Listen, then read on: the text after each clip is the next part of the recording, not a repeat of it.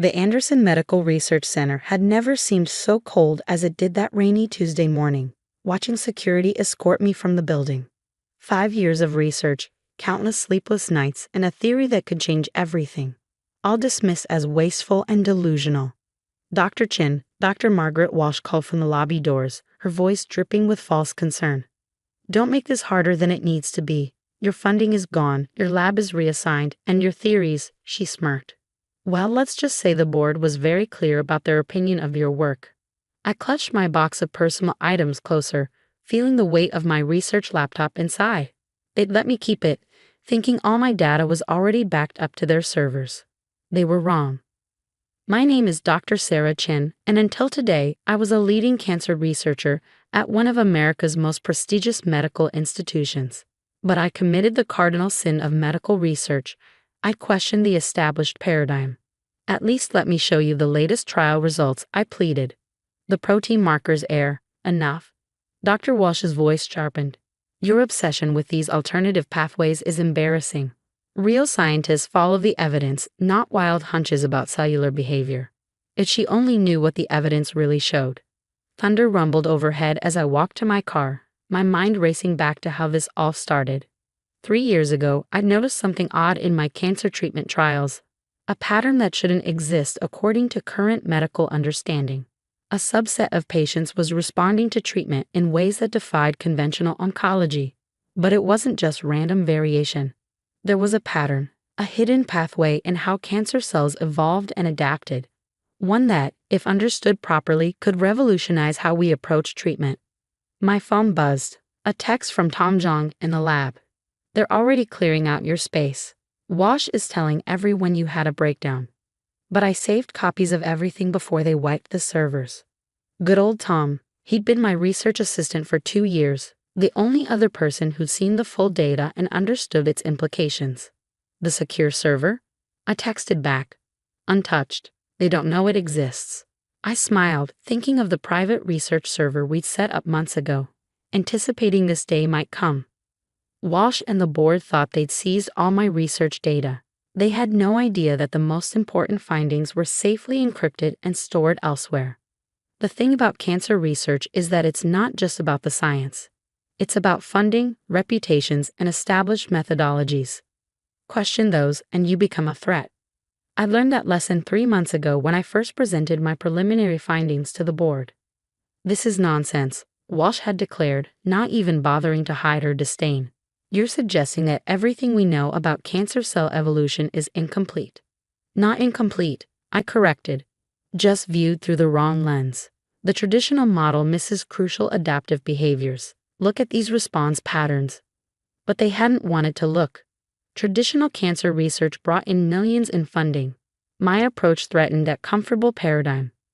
What they didn't know was that I'd already started a small, unofficial trial. 20 terminal patients who'd exhausted all conventional treatments. Patients who, according to every accepted medical model, should have died months ago. Patients who were now showing remarkable improvements. My apartment felt empty that evening as I set up my makeshift research station on the dining room table. My laptop connected to the secure server, displaying data that would make Walsh and the board choke on their certainties. The protein markers were unmistakable. Cancer cells weren't just mutating randomly, they were following a predictable pattern of adaptation. One that, once understood, could be turned against them. My phone rang. Dr. Sarah Williams from Johns Hopkins. "Sarah," she said when I answered, "I just heard about Anderson. Those idiots." I'd met Sarah at a conference last year, where she'd shown unusual interest in my wild theories. "They seized all my official research," I told her. "But not everything, I hope." The question was careful, measured. "No, the important data is safe." "Good," she paused. "Because I have something you need to see. Remember those anomalous results I mentioned in my leukemia trials?" My heart started racing. The same protein markers. Exactly the same. "And Sarah, 3 of my terminal patients are in remission. Completely clean scans. It's not supposed to be possible." I sat down hard, my mind spinning. Independent confirmation from one of the most respected oncologists in the country. "We need to meet," I said. "But not here. They'll be watching." Already planned. There's a medical conference in Denver next week. Walsh and her crowd won't attend. It's too small for their egos.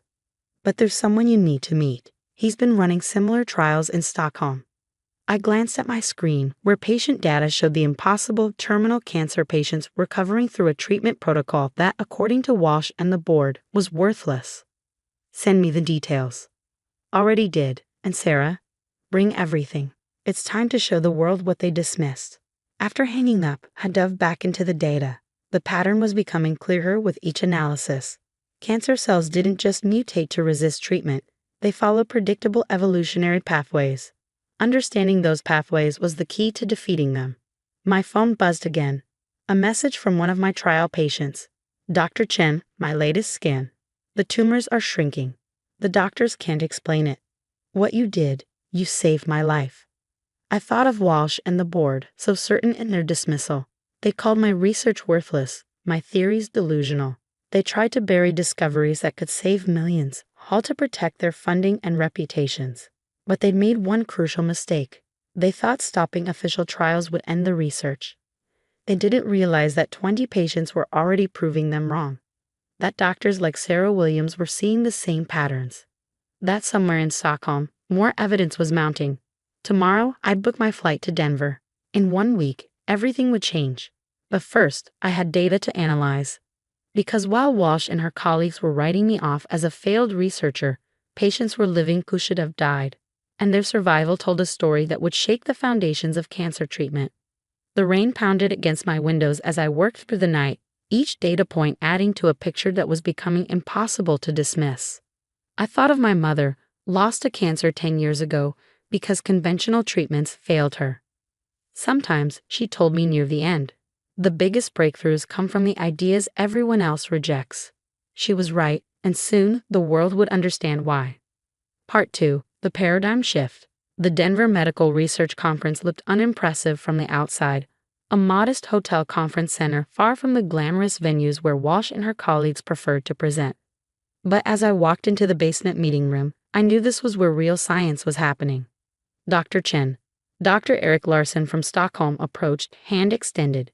Your protein marker analysis changed everything we thought we knew about cellular adaptation. I studied him. Older, distinguished, with kind eyes behind wire-rimmed glasses. This was the researcher Sarah Williams had mentioned, who'd been seeing the same patterns in his trials. Show her. Sarah called from her laptop. Show her what happened with your terminal patients. For the next hour, we compared data sets, my 20 patients, Sarah's leukemia trials, Eric's research in Stockholm, 3 independent studies all showing the same impossible results. Terminal cancer patients recovering through treatment protocols that violated every accepted model. The cellular adaptation isn't random, Eric explained, pulling up microscope imagery. Look at this sequence. The cancer cells follow predictable evolutionary pathways when stressed by treatment. Once you understand the pattern, you can predict their next mutation. I finished, and prevent it. Exactly. Sarah joined us. But it's more than that. The protein markers you identified, they're not just indicators. They're signposts showing us where the cancer will try to adapt next.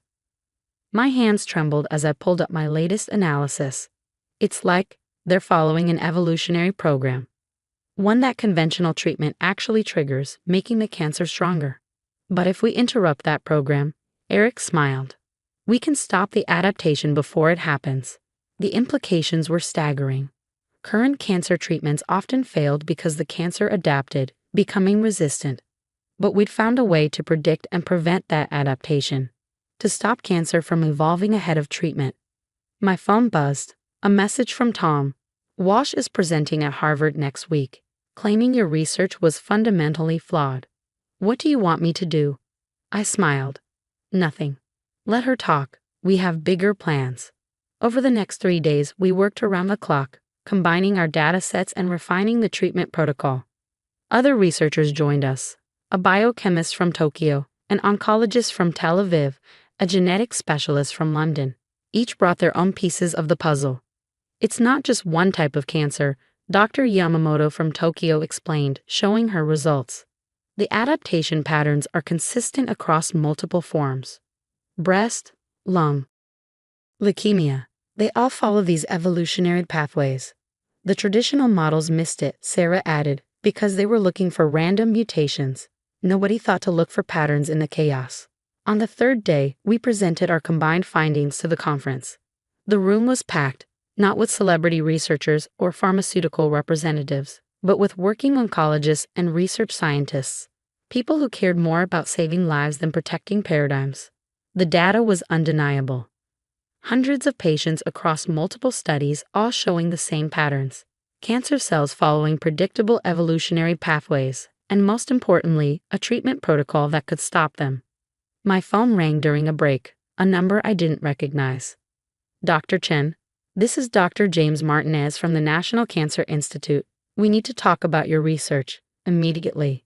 The next week passed in a blur. Meetings with the NCI, emergency reviews of our data, fast-tracked approval for expanded trials. Then came the call that changed everything. Dr. Chen, the NIH director's voice was grave. We've reviewed the combined data from all sites. This is revolutionary. We're preparing an emergency authorization for your protocol. How quickly can you scale up? I thought of my patients, of Eric's and Sarah's, of all the people who could be saved. We're ready. The news broke on a Thursday morning. Revolutionary cancer treatment shows unprecedented success in terminal patients. My phone exploded with messages. Colleagues, journalists, former patients, and then the one I've been waiting for, Dr. Walsh. Sarah, her voice had lost its condescension. The board would like to discuss your return to Anderson. With full funding and... No thank you, I interrupted. I'm actually heading to a meeting at Mayo Clinic. They're establishing a new research center focused on evolutionary oncology. I'm leading it.